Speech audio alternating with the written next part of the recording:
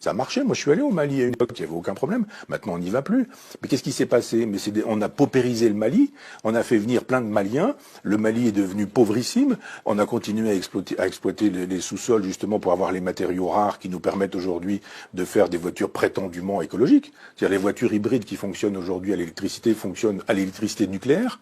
Et quand elles ne fonctionnent pas à l'électricité nucléaire, elles utilisent des métaux rares qui eux-mêmes sont prélevés en Afrique. Et voilà pourquoi on est au Mali. On n'est pas là-bas parce qu'on aime tellement la liberté qu'on les préserve du djihadisme. On s'en fout du djihadisme là-bas. On veut juste pouvoir exploiter, avoir des bases et pouvoir exploiter le sous-sol des Africains parce que la France est tellement islamophile de manière intérieure qu'elle est islamophobe sur la totalité de la planète.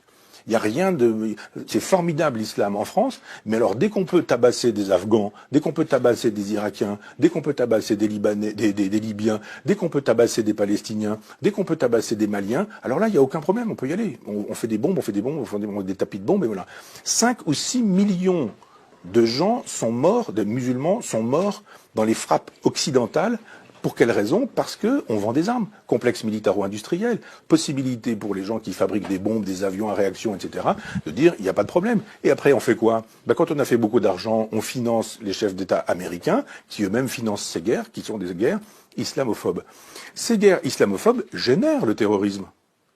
Le terrorisme, il tombe pas du ciel. Voilà des gens à qui on a dit, vous aviez un pays, vous aviez un chef. Ce chef, c'était Adolf Hitler. On détruit votre pays et en même temps, on installe la terreur au quotidien. Que font ces gens-là? Ils arrivent en Occident, ils ont perdu leur famille, ils ont perdu des membres de leur famille, ils ont perdu leur boulot, leur dignité, leur pouvoir d'achat, leur langue, leur culture, leur tradition, leur nourriture. Ils ont perdu tout ça. Ce sont comme des animaux en cage et on leur dit voilà vous avez la liberté, ils sont là, etc. Mais il y a des gens qui deviennent paumés et qui peuvent se faire endoctriner par l'islam politique parce que d'un seul coup c'est un horizon. Parce que c'est une hypothèse. Si on vous dit, mais vous vivez dans un endroit qui vous déteste, ils sont tous racistes, votre pays, vous n'y êtes plus, vous n'y allez pas, vous n'y retournez pas, puis vous faites quoi? Vous avez un pays qui s'appelle l'islam. Votre pays, c'est l'islam, c'est l'Oumma. Donc je pense que tant qu'on n'aura pas une politique nationale, une politique européenne, une politique planétaire et mondiale, c'est-à-dire tant qu'on n'aura pas de projets qui ne soient pas des projets d'argent, de fric, en disant allez-y, circulez, c'est formidable, plus on a des migrants ici, plus on peut baisser les salaires. Évidemment, vous avez des gens, ils viennent du Mali, ils n'ont pas de papier, et ils viennent dire, mais moi, si vous voulez, je vous fais la plonge. Et on leur dit, d'accord, pas de problème, tu me fais la plonge, mais en même temps, pas de papier, pas de truc, je te donne un petit peu d'argent, pas de retraite, pas de sécurité sociale, les sans-papiers trouvent des petits boulots comme ça, et en même temps, quelqu'un qui arrive et qui dit, mais non, mais moi, je veux un salaire, je veux des vacances, je veux une retraite, etc. On dit, mais qu'est-ce que vous imaginez? Donc, si vous ne voulez pas ce boulot-là, il y en a 200 qui attendent, là. Donc, l'immigration telle qu'elle est pratiquée aujourd'hui, elle fait le jeu du capitalisme planétaire. C'est formidable, l'immigration. Et c'est pas étonnant si le MEDEF est pour, si la droite libérale, la gauche libérale sont pour, et qu'en même temps on dit venez, venez, venez, ça fait une main d'œuvre pas chère du tout, et en même temps on vous humilie, on vous exploite, on vous méprise. On va vous mettre dans des cages à lapins, on va laisser vos gamins dans les caves, il va falloir faire du trafic de hashish pour vivre, de cocaïne, de drogue, etc. Et puis on ferme les yeux là-dessus. Territoire perdu de la République, aucun problème. Tout ça rend possible le business. Ça rend possible le business. L'immigration est une chose qu'on ne doit pas laisser aller en disant venez quand vous voudrez, puisqu'on sait très bien que dans ces cas-là, c'est la loi de la jungle. L'immigration, c'est quelque chose qui doit être voulu entre un État, entre un continent, donc la France, l'Europe, et puis entre d'autres pays avec lesquels on passe des accords de coopération. Il faut qu'il y ait des universités au Mali, il faut qu'il y ait des hôpitaux au Mali, il faut qu'il y ait des routes, des autoroutes, il faut qu'il y ait des centrales électriques, il faut qu'il y ait des possibilités d'avoir, je sais pas quoi, des garages, des voitures, des écoles, etc. Tant qu'on ne pensera l'immigration qu'en termes de c'est bien l'immigration ou c'est pas bien, vous êtes pour ou vous êtes contre, vous êtes pour, vous êtes formidable, vous êtes contre, vous êtes comme Marine Le Pen, vous êtes un salaud. Non, la question de l'immigration, c'est laquelle, quand, pourquoi, à quoi sert cette immigration aujourd'hui, pourquoi fait-elle le jeu du grand capital, pourquoi est-ce qu'effectivement ça permet de détruire le code du travail, pourquoi ça permet de détruire les salaires, pourquoi ça permet de détruire les retraites, parce qu'on a une main d'œuvre qui est taillable et corvéable à merci, dès lors que quand on parle aujourd'hui de la traite des esclaves, c'est formidable d'aller chercher des poux dans la tête des gens en disant mais il y a une traite des esclaves là en 1492. Ouais, d'accord, très bien. Mais il y a actuellement une traite des esclaves. Quand on laisse passer tous ces migrants en disant venez, venez, venez, installez-vous où vous voulez, il y a toujours une toile de tente ici, il y a un bout de square là, il y a un endroit où vous allez pouvoir vous mettre à l'abri ici, puis voilà, puis débrouillez-vous pour le reste. Tout ça c'est formidable. Moi j'appelle ça de la traite. esclavagiste.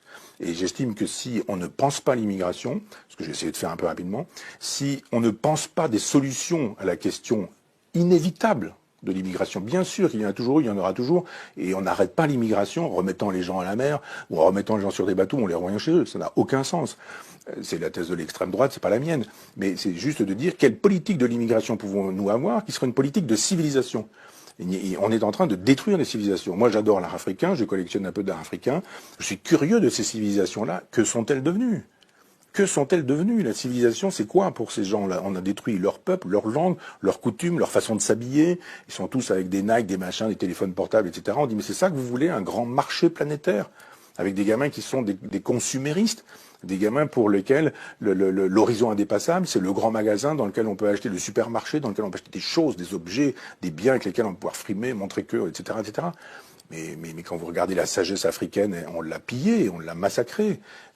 C'était une sagesse extraordinaire, une sagesse panthéiste, de rapport à la nature, au temps, aux éléments, à la nuit, au jour, aux étoiles. Moi, j'ai adoré en Mauritanie entendre des conteurs me raconter des choses, alors que on avait l'impression sur le toit d'une maison qu'il suffisait de tendre le bras pour décrocher des étoiles.